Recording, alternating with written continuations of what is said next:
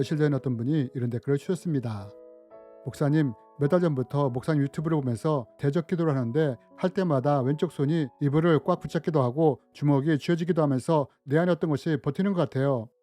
대적 기도도 해보고 방언으로 도와달라고 기도하는데도 도저히 나가지 않아요. 요새 회사에서 일하면 굉장히 부정적인 생각들과 억울하고 화나고 가족들도 미워지고 사람들도 다 싫어지고 또 이때 속으로 대적 기도를 하면 왼쪽 손에 힘이 들어가면서 주먹이 꽉 쥐어집니다. 몸도 움찔움찔하고요. 제 의지가 아니에요. 어제는 새벽 내내 누가 제 몸으로 들어오는 느낌에 놀라서 계속 깨고 심장을 잡고 놀래켜서 잠을 4시 넘어까지 못 잤어요.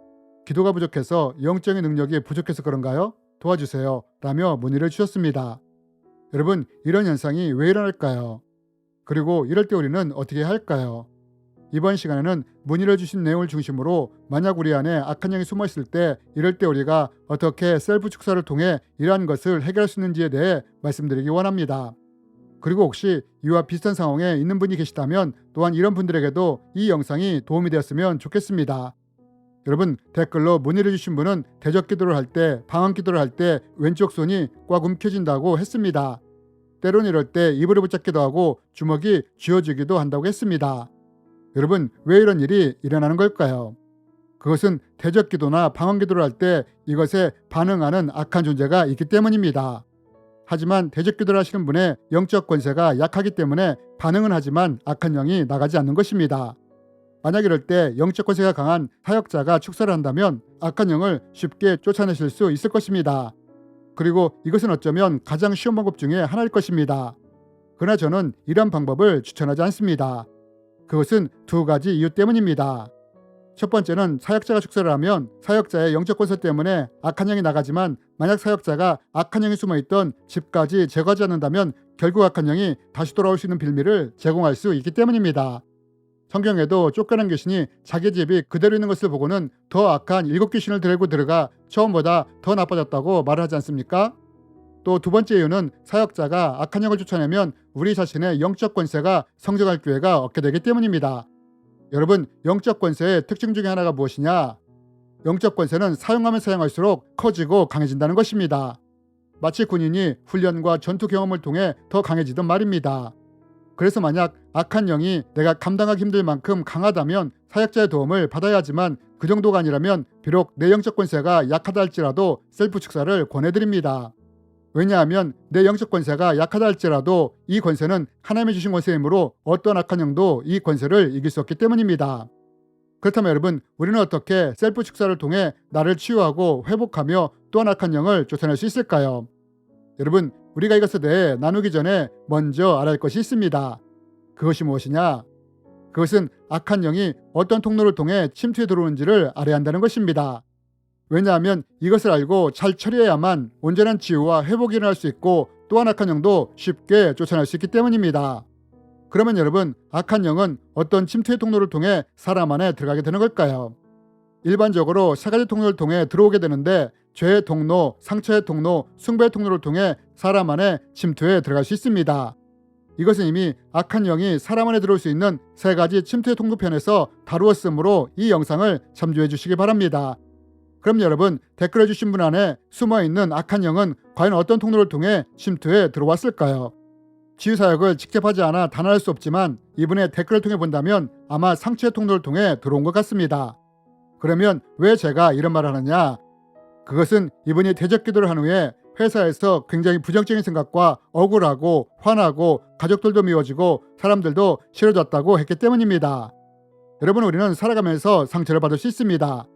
이로 인해 분노와 미움의 감정이 일어날 수 있습니다. 하지만 이것을 그냥 방치하게 되면 어떻게 되느냐? 사도 바울이 말한 것처럼 해결되지 않은 분노와 미움을 통해 악한 영이 틈을 탈 수 있게 된다는 것입니다. 물론 화를 낸다고 다 악한 영이 들어오는 것은 아닙니다. 그러나 미움이나 분노의 마음을 풀지 않고 이것이 마음에 쌓여 쓴뿌리가 될 때는 이 상처의 통로를 통해 악한 영이 침투해 들어올 수 있게 된다는 것입니다. 그리고 이런 상처의 통로를 통해 보통 미움의 영이나 분노의 영, 자살의 영, 죽음의 영 같은 악한 영이 들어올 수 있다는 것입니다. 여러분, 왜 댓글을 주신 분이 대적 기도를 한 후에 부정적인 생각이나 억울하고 화나고 미움이나 싫어하는 감정들을 강하게 느끼게 되었느냐? 그것은 그분 안에 있던 분노의 영이나 미움의 영이 감정을 자극했기 때문입니다.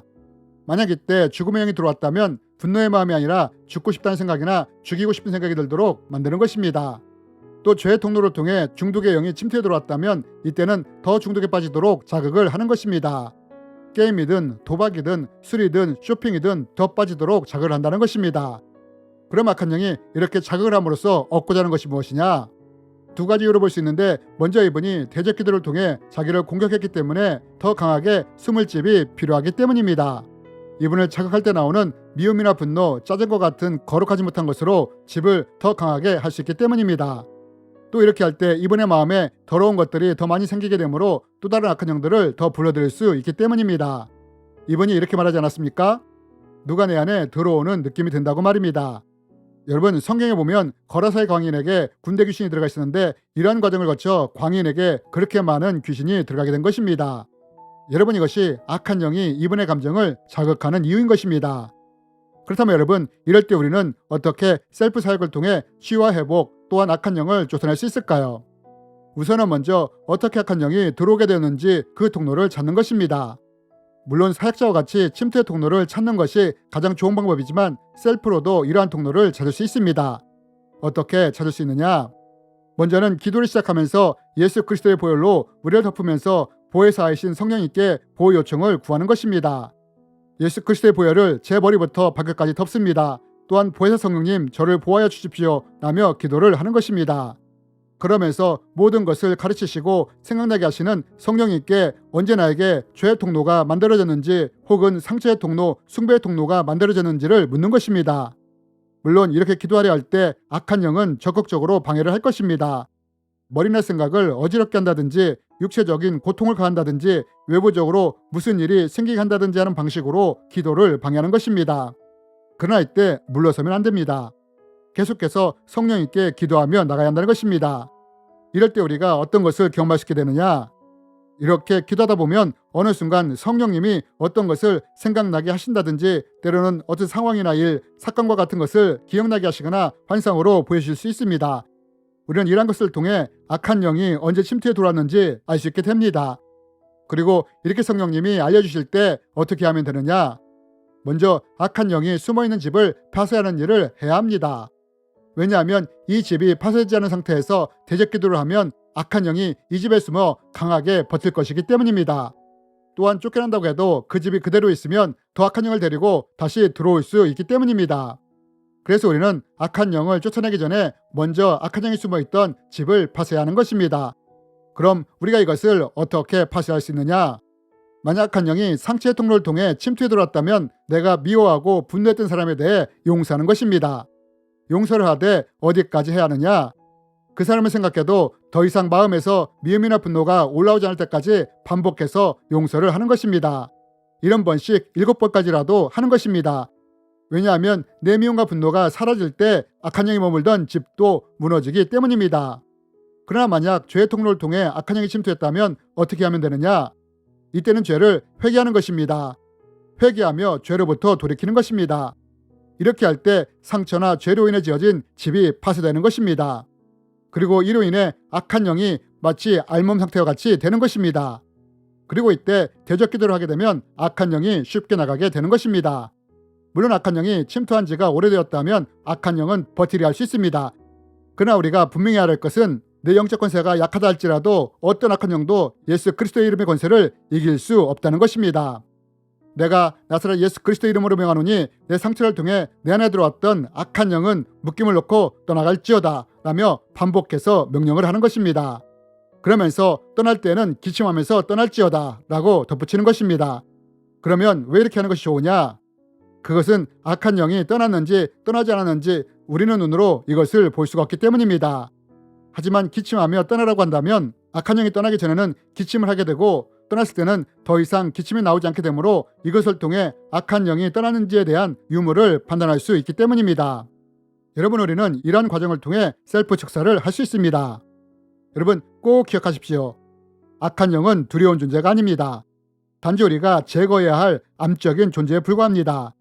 그러나 암을 그대로 방치하면 그 암이 사람을 죽이듯 악한 영을 그대로 방치한다면 악한 영은 암처럼 서서히 우리를 망가뜨려 갈 것입니다. 여러분, 하나님은 이것을 아시기에 이런 악한 영들을 대적하여 이길 수 있는 영적 권세를 우리에게 주신 것입니다.